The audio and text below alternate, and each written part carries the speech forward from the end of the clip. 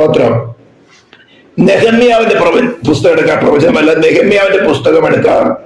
അതിന്റെ 3-ാം അധ്യായം അവിടെയാണ് നമുക്ക് ചിന്തിക്കേണ്ടത്. പക്ഷേ നമ്മൾ ഇത് ഒരു ഡീപ് സ്റ്റഡി ഇതിനെ കുറിച്ച് നടത്തിയിട്ടുള്ളതാണ് ചില വർഷങ്ങൾക്ക് മുമ്പ് തന്നെ.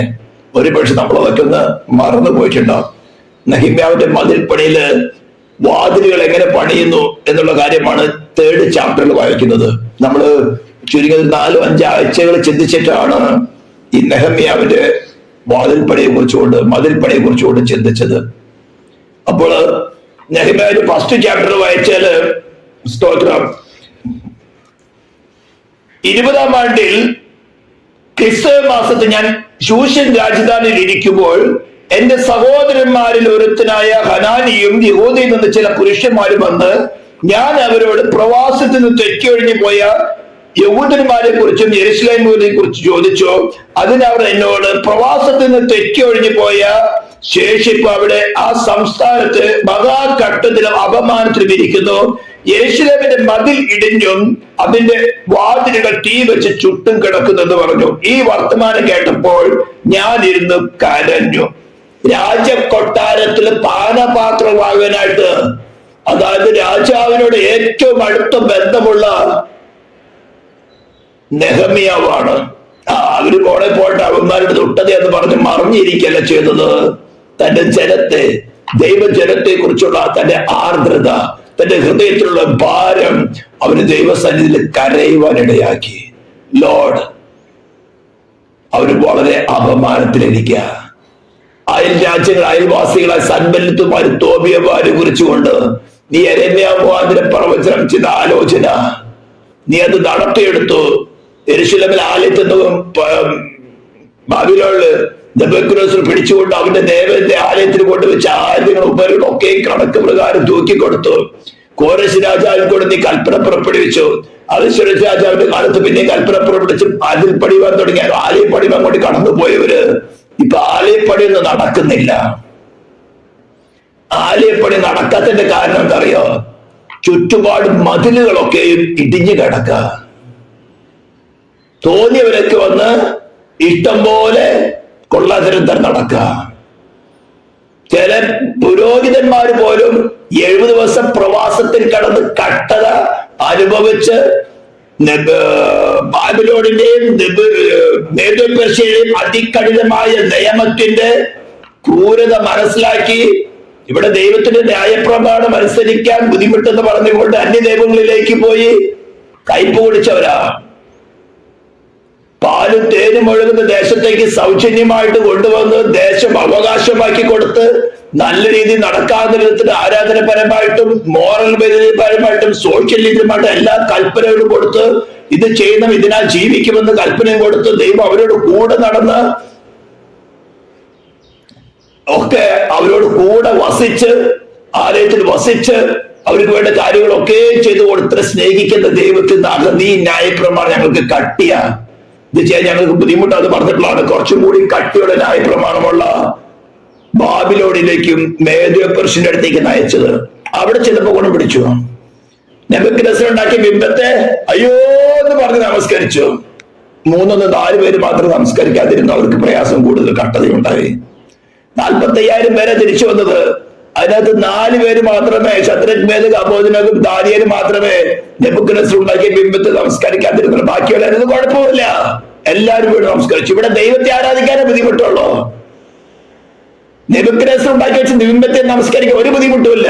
കൂടുതലും തന്ത്രിനാഥം ഈ സാധനങ്ങളൊക്കെ കേൾക്കുമ്പോൾ യെസ് ഞങ്ങൾ റെഡി. ഇന്ന് പെന്തിക്കോസ്ത് കോളത്തിൽ പോലെ ഡാൻസ് കളിപ്പിക്കുന്ന കുറെ എണ്ണമുണ്ട്.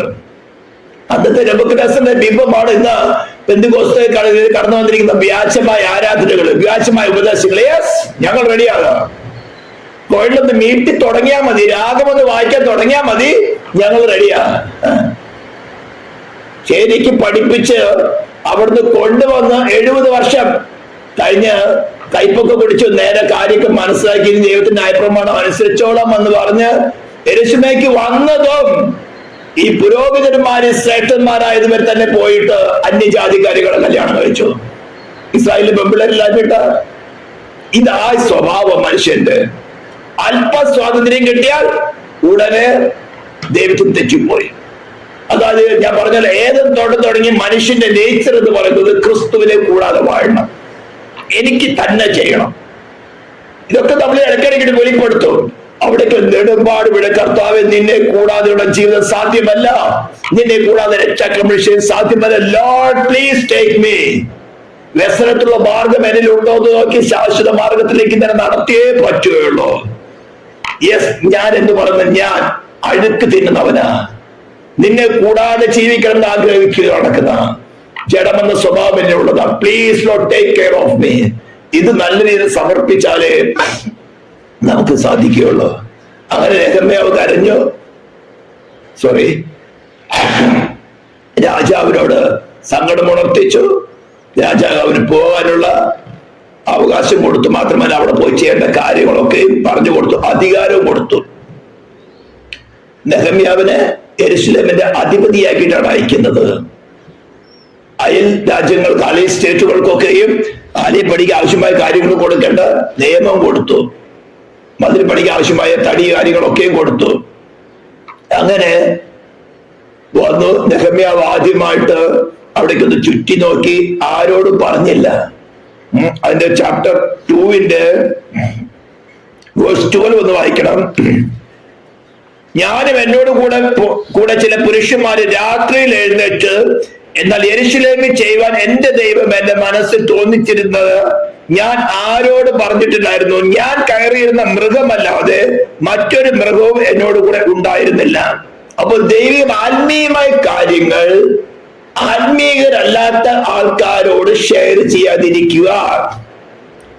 ആദ്യം ചെയ്ത പരിപാടി എന്താണ് യെരൂശലേമിൽ ചെയ്യാൻ തക്കവണ്ണം പോകുന്നതെന്ന് ദൈവം അവന്റെ ഹൃദയത്തിൽ പറഞ്ഞ കാര്യം അവരോട് കൂടെ വന്ന ഒരു പ്രഭുക്കന്മാരോടും പറഞ്ഞില്ല, മൃഗങ്ങളോടും പറഞ്ഞില്ല. എന്താ ചെയ്യാൻ പോകുന്നെന്നുള്ളത് രഹസ്യമായിട്ട് അവന്റെ ഹൃദയത്തിൽ ദൈവം കൊടുത്ത ആലോചന അവിടെ മറച്ചു വെച്ചു. ഇത് നമ്മൾ ആദ്യമായിട്ട് മനസ്സിലാക്കണം. സ്പിരിച്വൽ ആയിരിക്കുന്ന കാര്യങ്ങള് സ്പിരിച്വൽ അല്ലാത്ത ആൾക്കാരുമായിട്ട് ആവശ്യമില്ലാതെ ഷെയർ ചെയ്യരുത്. ചെയ്താൽ അവരുടെ ആയുധങ്ങൾ കൊണ്ട് നമ്മളെ ബൈൻഡ് ചെയ്യും. അപ്പൊ നമ്മുടെ രക്ഷ എവിടെ? അപ്പോൾ വരും നമ്പേഴ്സ്, സംഖ്യാപുസ്തകത്തിന്റെ ചാപ്റ്റർ 23. ആഭിചാരം ഇസ്രായേലിന് വലിക്കുകയില്ല, ലക്ഷണപതി യാക്കോബിനെ ഏൽക്കുകയില്ല. നീ അതുപോലെ നിന്നേൽക്കുകയില്ല. അതുപോലെ നിൽക്കുന്ന ഒരു കാര്യമാണ് പറഞ്ഞത്. അവിടെ മതിൽപ്പണിയുടെ ആവശ്യത്തിന് വേണ്ടി എന്തെല്ലാം ചെയ്യുവാനുണ്ടോ ദൈവം എന്റെ ഹൃദയത്തിൽ തോന്നിപ്പിച്ചത് ഞാൻ ആരോടും പറഞ്ഞില്ല. സ്തോത്രം. നമുക്ക് 3rd ചാപ്റ്ററിന്റെ ഒരു പ്രിപ്പറേഷനാണ് ഞാനിപ്പോ എടുക്കുന്നത്. ദൈവം എത്രത്തോളം നടത്തുമെന്ന് അറിയുന്നില്ല. അങ്ങനെ 3rd ചാപ്റ്ററിലേക്ക് നമ്മൾ പിന്നെ 2nd ചാപ്റ്ററിലെ മുപ്പന്മാരോടൊക്കെ പറഞ്ഞ കാര്യങ്ങളൊക്കെ പറഞ്ഞ് നമുക്ക് മതിൽപ്പണി തരുന്നേ പറ്റുള്ളൂ. ഇവിടെ എതിർത്ത് നിൽക്കുന്ന പാർട്ടികൾ ആരൊക്കെയാണെന്ന് അറിയാം. അങ്ങനെ മതിൽപ്പണിയുടെ ആരംഭത്തോടെ ഒന്ന് വായിക്കാൻ പോകുക. അതിനകത്ത് ഏലീശാവിനെ കുറിച്ച് നമ്മൾ ചിന്തിക്കാൻ പോവുകയാണ്. 3rd ചാപ്റ്ററിന്റെ 1st verse. അങ്ങനെ മഹാപുരോഹിതനായ ഏലീശാവും അവന്റെ സഹോദരന്മാരെ പുരോഹിതന്മാരെ എഴുന്നേറ്റ് ആട്ടിൻ വാതിൽ പണിതു. അവർ അത് പ്രതിഷ്ഠിച്ചു, അതിന്റെ കഥകളും വെച്ചു. അപ്പൊ ഏലിയാശാബ് എന്ന് പറഞ്ഞിരിക്കുന്നതാണ്. അങ്ങനെ മഹാപുരോഹിതനായ ഏലിയാശാബ്, അത് ഫിസിക്കലായിട്ട് ആലയപ്പണി നടക്കുന്ന ഏലിയാശാബ് അന്നത്തെ മഹാപുരോഹിതനായിരുന്നു. ആത്മീയമായിട്ട് നമ്മുടെ മഹാപുരോഹിതൻ എബ്രായ ലേഖനം 3rd ചാപ്റ്ററിൽ എഴുതിയിരിക്കുന്ന പോലെ ആകാശങ്ങളിൽ കൂടെ കടന്നുപോയ ശ്രേഷ്ഠ മഹാപുരോഹിതനായ യേശു ക്രിസ്തുവാണ്. അപ്പൊ ആട്ടിൻ വാതിൽ എന്ന് പറഞ്ഞാൽ യാഗങ്ങൾക്ക് വേണ്ടി ആടുകളെ, യെരൂശലേമിൽ നിന്ന് ആടുകളെ വാങ്ങിയിട്ട് ഊനമില്ലാത്ത ആടുകളെ വാങ്ങി ആലയത്തിൽ യാഗത്തിന് വേണ്ടി കൊണ്ടുവരാൻ ഉപയോഗിക്കുന്ന വാതിലിനെ വിളിക്കുന്ന പേരാണ് ആട്ടിൻ വാതിൽ. അപ്പൊ ആട്ടിൻ വാതിൽ പണിയുന്ന ജോലി മഹാപുരോഹിതനുള്ളതാണ്. വളരെ ശ്രദ്ധിച്ച് കേൾക്കണം. ഒരു ഡിനോമിനേഷനോ ഒരു പോപ്പിനോ ഒരു തിരുമേനിമാർക്കോ ഒരു സെൻട്രൽ പാസ്റ്റർമാർക്കോ ഒരു പാസ്റ്റർമാർക്കോ ആർക്കും തന്നിട്ടില്ല. ആ അധികാരം ക്രിസ്തു യേശുവിനുള്ളതാണ്.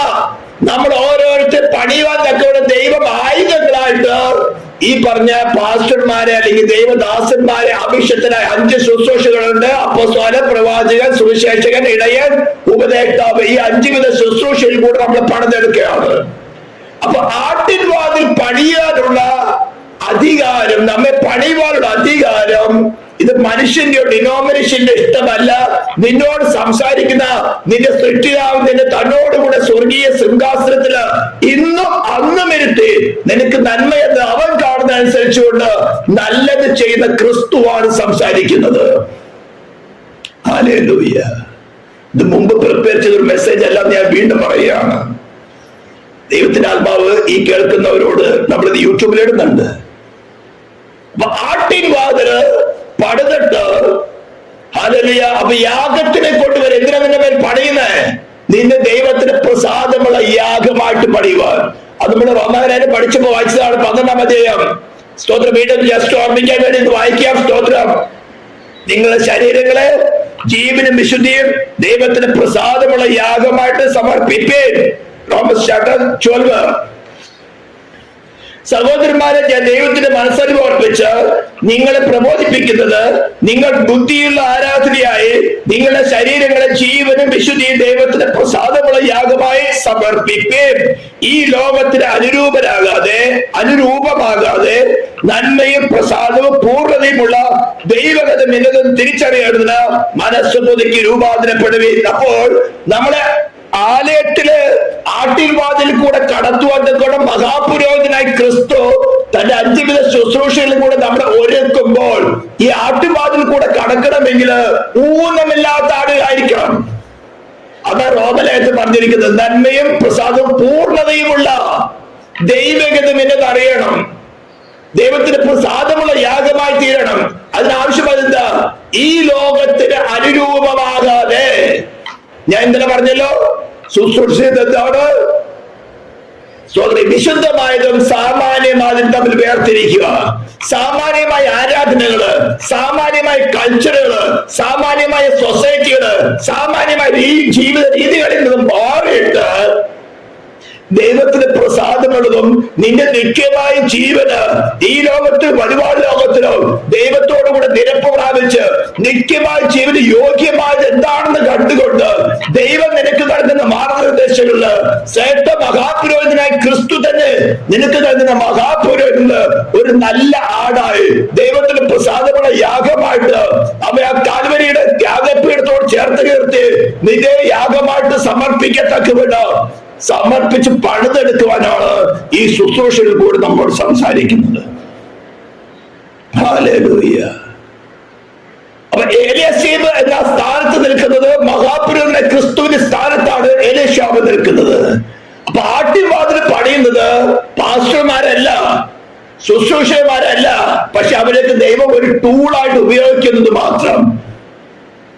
എവിടെയെങ്കിലും പാസ്റ്റർമാർ എന്റെ സംഘടനയോ അല്ലെങ്കിൽ എന്റെ സമുദായത്തിലോ അല്ലെങ്കിൽ ഡിനോമിനേഷനിലോ എന്റെ ചർച്ചിൽ ഇത്ര ആൾക്കാരുണ്ട്, ഇത്ര പേരെടുത്ത് പ്രശംസിക്കുന്നത് അവർ മേധസ് തിന്നാണ്. മേധസ് യഹോവയ്ക്കുള്ളതാ. യാഗത്തിലെ ഫ്ലാറ്റ് യഹോവയ്ക്കുള്ളതാ എന്ന് പറഞ്ഞ പുതിയ നിയമത്തില് അതിന്റെ പ്രശംസ, അതിന്റെ ക്രെഡിറ്റ് ദൈവത്തിനുള്ളതാണ്, ക്രൂശിനുള്ളതാണ്. അപ്പൊ നമ്മൾ ഓരോരുത്തരെയും ആട്ടിൻവാതിൽ കൂടെ ദൈവത്തിന് പ്രസാദമുള്ള യാഗമായിട്ട് തീരത്തക്ക വേണം ഏൽപ്പിച്ചു കൊടുത്ത. ഞാൻ പറഞ്ഞു, നമ്മുടെ ഫ്രീവില് ഫ്രീസ് ചെയ്തിട്ടില്ല. ലോർഡ് യു പണിതെടുക്കന്നെ. നന്മയും പ്രസാദമുള്ള പൂർണ്ണതയുമുള്ള ഒരു യാഗമായി തീരുവെന്നൊക്കെ വേണം. നിനക്ക് പ്രസാദമുള്ള യാഗമായി തീരുന്നൊക്കെ നീ പണിയെ പറഞ്ഞ് ഏൽപ്പിച്ചു കൊടുത്തിട്ട് പണി തുടങ്ങുമ്പോൾ നോ എന്ന് പറഞ്ഞേക്കല്ലേ. ലോർഡ് നീ എനിക്ക് വേണ്ടി ചെയ്ത് നല്ലതേ ചെയ്യുള്ളൂ, നീ നല്ലതേ ചെയ്യുള്ളൂ. വ്യസനത്തോട് മാർഗമാണ് നീ എന്നെ നീക്കി കളയുന്നത്. ആദ്യം നമുക്ക് മുറിവ് തോന്നും, എന്നാലും പേടിക്കണ്ട. ഓക്കെ. അങ്ങനെ ഈ ആട്ടിൻവാതിൽ പണിതിട്ട് അതിന്റെ ഫസ്റ്റ് വേഴ്സിന്റെ സെക്കൻഡ് പാർട്ടിൽ പറയുന്നത് അവർ അത് പ്രതിഷ്ഠിച്ചു, അതിന് കതകുകളും വെച്ചു, പക്ഷെ ഓടാമിന് വെച്ചിട്ടില്ല. മറ്റെല്ലാ വാതിലുകളും നോക്കിയാലും അതിന് ഓടാമിന് വെച്ച് അടച്ചുപൂട്ടി, പിന്നെ തുറക്കാൻ പാടില്ല. ഈ ആട്ടിൻവാതിൽ എന്ന് പറയുന്നത് അടയ്ക്കാൻ പാടില്ല.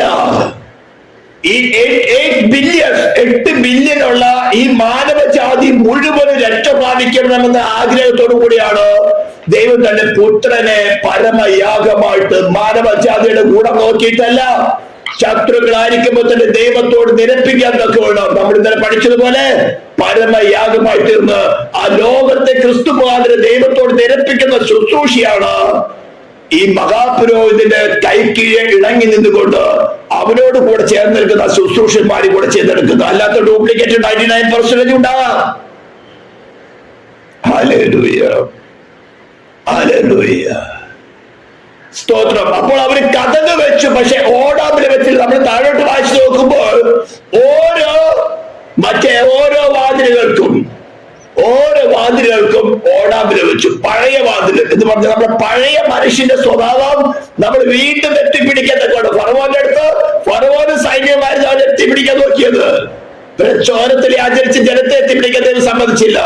ഇതുപോലെ നമ്മൾ പഴയ മനുഷ്യരെ നമ്മൾ സ്നാനക്കുളത്തിൽ കുഴിച്ചിട്ടതാ. പക്ഷേ ഈ പഴയ മനുഷ്യൻ നമ്മൾ പലപ്പോഴും തലപോക്കാൻ നോക്കും.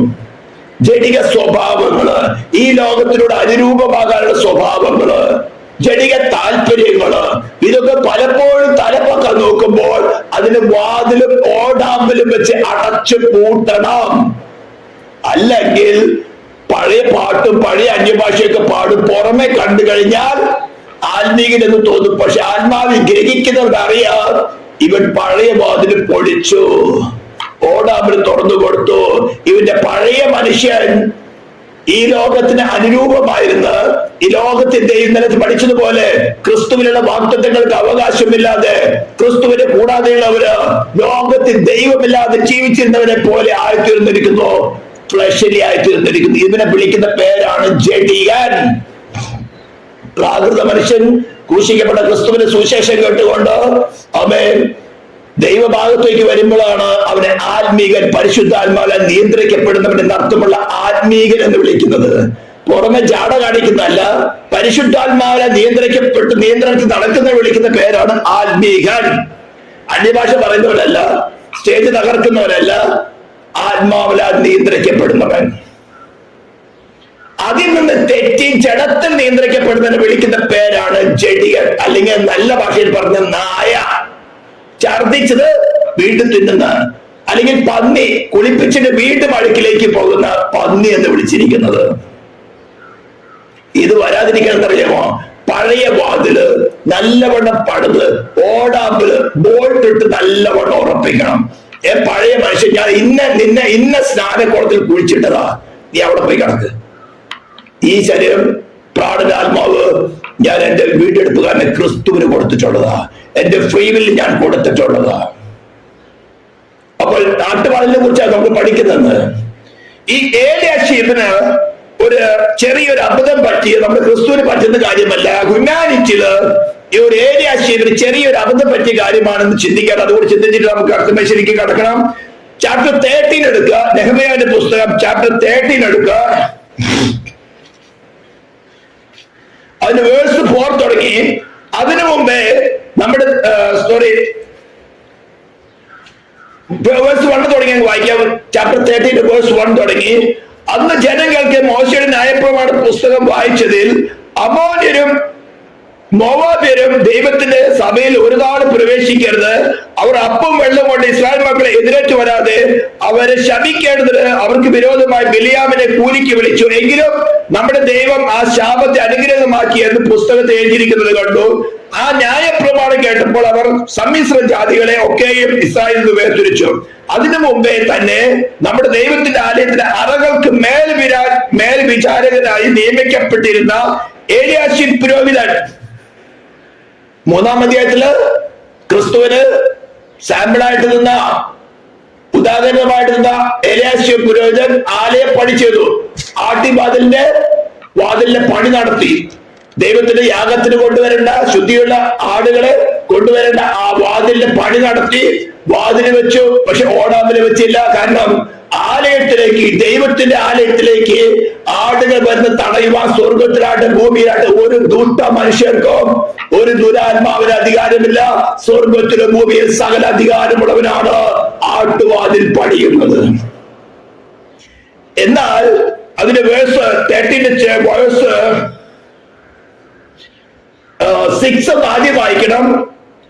ഒരു കാര്യം നടക്കുന്നതിന്റെ കാര്യം പറയാണ്. ഈ കാലത്തൊക്കെ ഞാൻ യെരൂശലേമിൽ ഉണ്ടായിരുന്നില്ല. നെഹെമ്യാവ് അധികാരം കിട്ടിയവരെ, നെഹെമ്യാവ് അധികാരത്തോടു കൂടി ഇല്ലാതിരുന്ന സമയത്ത് ഏലിയാശീബ് ചെയ്തൊരു കാര്യമാണ് 13th ചാപ്റ്ററിൽ പറയുന്നത്. നെഹമ്യാവ് തൽക്കാലത്തേക്ക് അതിന്റെ ഒഫീഷ്യൽ ഡ്യൂട്ടിക്ക് അനുസരിച്ച് രാജാവിന്റെ അടുത്തേക്ക് ഒന്ന് മടങ്ങിപ്പോയി. യെരൂശലേമിൽ ഇല്ലാതിരുന്ന സമയത്ത് സംഭവിച്ച കാര്യമാണ്. അതിന് 4-ാം വാക്യത്തിൽ വായിക്കാം. അതിനു മുമ്പേ തന്നെ നമ്മുടെ ദൈവത്തിന്റെ ആലയത്തിലെ അറകൾക്ക് മേൽവിചാരകരായി നിയമിക്കപ്പെട്ടിരുന്ന എലീശാ പുരോഹിതൻ തോബിയാവിന്റെ ബന്ധുവായിരുന്നതിനാൽ അവന് ഒരു വലിയ അറ ഒരുക്കി കൊടുത്തിരുന്നു. എവിടെ? ദൈവത്തിന്റെ ആലയത്തിനകത്ത് തന്നെ. ഈ മഹാപുരോഹിതനായ യേശു ക്രിസ്തുവിന്റെ സ്ഥാനത്ത് മഹാപുരോഹിത ശുശ്രൂഷ ചെയ്ത എലീശാ പുരോഹിതന് ബന്ധുവായിരുന്നത് ദൈവത്തിന്റെ ആലയപ്പണിക്ക് എതിരായി നിൽക്കുന്ന അന്യജാതിക്കാരനായിരിക്കുന്ന അമോനിയനായിരിക്കുന്ന തോബിയാവുമായിട്ട് ഒരു ബന്ധം. സാധാരണ ബന്ധമല്ല, അവിടുന്ന് വിവാഹം കഴിച്ചിരിക്കുന്ന ബന്ധം. ഇതാണ് അന്നിട്ട് എന്താ പറഞ്ഞത്? ദൈവത്തിന്റെ ആലയത്തിന് ഒരു അറ ഒരുക്കി കൊടുത്തിരുന്നു. അടുത്ത വാക്യം വേഴ്സ് 5. മുമ്പേ അവിടെ ഭോജനയാഗം, കുന്തിരുക്കം, ഉപകരണങ്ങൾ എന്നിവയും ലേവ്യർക്കും സംഗീതക്കാർക്കും വാതിൽക്കാവർക്കും വേണ്ടി നിയമിച്ചിരുന്ന ധാന്യം, വീഞ്ഞ്, എണ്ണ എന്നിവയുടെ ദശാംശങ്ങൾ പുരോഹിതന്മാർക്കുള്ള ഉദർച്ചാർപ്പണങ്ങൾ വെച്ചിരുന്നു. ദൈവത്തിന്റെ ആലയത്തിന് വേണ്ടി ഉപയോഗിക്കുന്നതാണ് എന്താ പറഞ്ഞിരിക്കുന്നത്? അവിടെ ഭോജനയാഗം, കുന്തുരുക്കം എന്തിനു വേണ്ടി ഉപയോഗിക്കുന്ന? ദൈവത്തിന് സുഗന്ധ ധൂപവർഗം ഉപയോഗിക്കുന്ന കുന്തുരുക്കം, ഉപകരണങ്ങൾ എന്നിവയും ലേവ്യർക്കും സംഗീതക്കാർക്കും വാതിൽക്കാവർക്കാർക്കും വേണ്ടി നിയമിച്ച ധാന്യം, വീഞ്ഞ്, എണ്ണ എന്നിവയുടെ ദശാംശവും പുരോഹിതന്മാർക്ക് ഉദാച്ചാർപ്പണങ്ങളും ആലയത്തോട് പ്രത്യേക അറയിൽ വെച്ചിരുന്ന സ്ഥലം അതൊക്കെ വലിച്ചു പുറത്തിട്ടിട്ട് തന്റെ ബന്ധുവായിരുന്ന ബന്ധു എന്ന് പറഞ്ഞാൽ അവിടുന്ന് വിവാഹം കഴിച്ചിരുന്ന, നമ്മുടെ ബന്ധുക്കാരെന്ന് പറയില്ലേ നമ്മുടെ ഭാഷയില്, ബന്ധുവായിരുന്ന തോബിയാവിന് കൊടുത്തു. ഇവിടെയാണ് ആത്മീകർ ചത്തുപോകുന്നത്. നമ്മുടെ ഹൃദയമാണ് ദൈവത്തിന്റെ ദാനമാണ് നമ്മളിരിക്കുന്ന പരിശുദ്ധാത്മാവിന്റെ മന്ദിരം. അവിടെ ക്രിസ്തുവിനേക്കാൾ അധികമായിട്ട് അപ്പനെയോ അമ്മയോ ഭാര്യയോ കുഞ്ഞുങ്ങൾക്കോ സ്ഥാനം കൊടുത്താൽ ഇവിടെ പറഞ്ഞിരിക്കുന്ന ദൈവത്തിന്റെ ആലയത്തിനു വേണ്ടി ഭോജനയാകാം, ധൂപവർഗം അർപ്പിക്കത്തക്ക കുന്തിരിക്കാം, ലേവ്യർക്കും പുരോഹിതന്മാർക്കും കൊടുക്കാൻ നിർത്തിയിരിക്കുന്ന ദശാംശങ്ങള് അല്ലെങ്കിൽ പാട്ടുകൾ എന്ന് പറഞ്ഞിരിക്കുന്ന സംഗീതക്കാർക്കും വാതിൽക്കാവൽക്കാർക്കും ദൈവത്തിന്റെ ആലയത്ത് ഗ്യാപ്പിൽ നിന്നുകൊണ്ട് നശിച്ചു പോകുന്ന ജനത്തിന് വേണ്ടി ഇവിടെ നിൽക്കുന്ന പ്രാർത്ഥന മുടങ്ങി, ആത്മീയ പാട്ടുകൾ വായിൽ നിന്ന് പോയി, ആരാധനകൾ മാറിപ്പോയി. ഇപ്പൊ അവിടെ ഇരിക്കുന്ന ആരാ? തോബിയാവ്. എവിടെ? ദൈവത്തിന്റെ പരമയാഗത്തില്, ദൈവത്തിന്റെ ആലയത്തിൽ ഒരു നാൾ പ്രവേശിക്കരുത് ശാപം ലഭിച്ച മോവാബിനോ അമോനിനോ ഉൾപ്പെട്ട ഒരുവൻ ദൈവത്തിന്റെ ആലയത്തില് അത് പ്രത്യേകമായ ഒരു അറയിൽ വെച്ചിരിക്കുക. ഇതുപോലെ നമ്മുടെ ജീവിതത്തിൽ പലപ്പോഴും അറിയാതെ ബന്ധുത്വം കടന്നു വരും. Be careful, be careful. ആർക്കാ സംഭവിച്ചത്? ഏലിയാശാ പുരോഹിതൻ. കാരണം എന്താ? നെഹമ്യാവ് അവിടെ ഇല്ലായിരുന്നു. അധികാരം ലഭിച്ചവനായ നെഹമ്യാവ് ഇന്ന് പരിശുദ്ധാത്മാവാണ് നമ്മൾ അധികാരം നടത്തുന്നത്. പരിശുദ്ധാത്മാവിന്റെ പ്രവൃത്തി നമ്മൾ നടക്കാത്ത സമയത്ത് ഇതുപോലെ ബന്ധുക്കള്, അപ്പൻ, അമ്മ, ഭാര്യ, മക്കള്, കുഞ്ഞുങ്ങള്, ഇതൊക്കെ നമ്മുടെ ഹൃദയത്തിൽ ക്രിസ്തുവിനേക്കാൾ അധികമായി സ്ഥാനം കൊടുത്താൽ ആത്മീയ പണ്ട് പാട്ടിന്റെ ആത്മീയ പാട്ടുകളൊക്കെ നിന്ന് പോകും. വചനം വായിക്കുമ്പോൾ ഉറക്കം വരും, പാട്ട് താല്പര്യമില്ലാതെ വരും. പ്രാർത്ഥന പണ്ട് ഇടികുന്നതുകൊണ്ട് മതിൽ പണിതുകൊണ്ടിരുന്നു. സഭയ്ക്കകത്തല്ല വ്യക്തികളില് ബലം കുറഞ്ഞവരെ താങ്ങാത്ത ഗ്യാപ്പിൽ നിന്നിരുന്നു. മതിൽ പണിയുക, അവർക്ക് സഹായം കൊടുക്കുന്ന കാര്യങ്ങളൊക്കെ നിന്നു. അതിനേക്കാളും അധികം ബന്ധുവായിരിക്കുന്ന തോബിയ ഒരു സ്ഥാനം കൊടുക്കുക. എനിക്ക് മനസ്സിലായി ആർക്കാ പറ്റിയെന്ന്. അധികാരം ലഭിച്ചവനായ നെഹമ്യാവ് അവിടെ ഇല്ലാതിരുന്ന സമയത്ത് മഹാപുരോഹിതനായ ഏലിയാശാവിനെ പറ്റിയ പറ്റ. പിന്നീട് എന്താ ചെയ്തത്?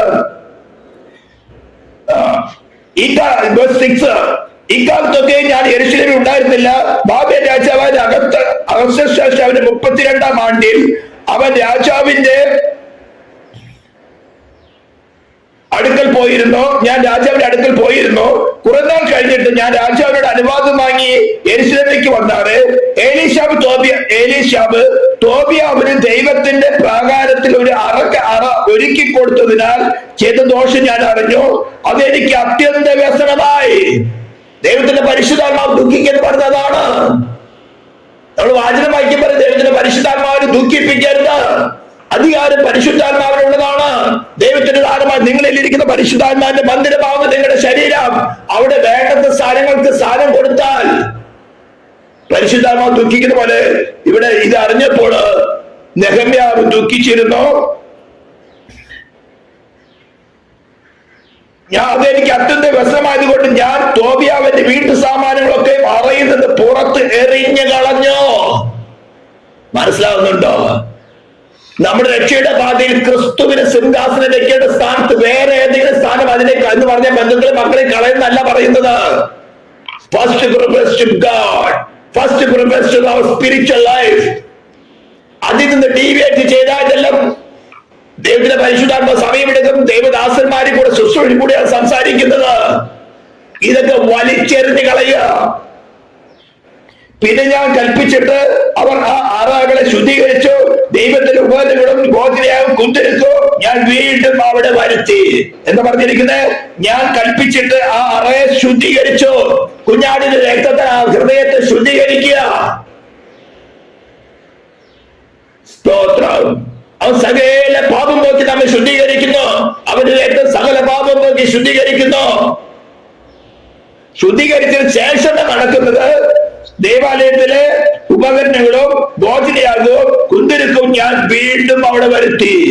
അപ്പൊ വീണ്ടും പഴയ ആത്മീയ പാട്ടുകളൊക്കെ, പാട്ട് പാടുന്നതിന് സന്തോഷം, ദൈവത്തെ ആരാധിക്കുന്നതിന് സന്തോഷം, മറ്റുള്ളവർക്ക് വേണ്ടി ഇടിവി നിൽക്കുന്ന മതിൽ പണിയുന്ന കാര്യത്തിന് സന്തോഷം, സുശേഷം വരയ്ക്കുന്ന സന്തോഷം. എപ്പോഴാ ആലയം ഹൃദയം ശുദ്ധീകരിച്ചിട്ട് പഴയ ഉപകരണങ്ങളൊക്കെ അവിടെ വീണ്ടും വരുത്തുമ്പോൾ തോബിയാവ് പുറത്തു പോകണം.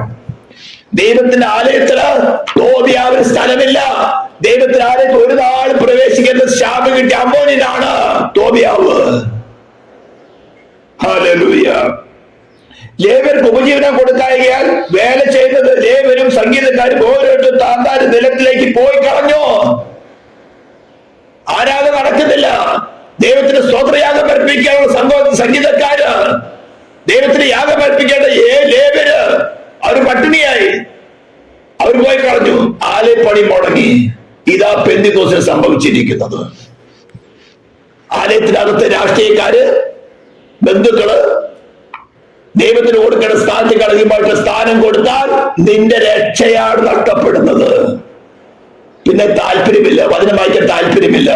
വചനത്ത് വായിക്കാൻ ചിന്ത വരുമ്പോൾ വേറെ വല്ലതും വായിക്കാം. അങ്ങോട്ട് ഡിവൈറ്റ് ചെയ്ത് പോവാ, ഇങ്ങോട്ട് ഡിവൈറ്റ് ചെയ്ത് പോവാ. You have to overcome.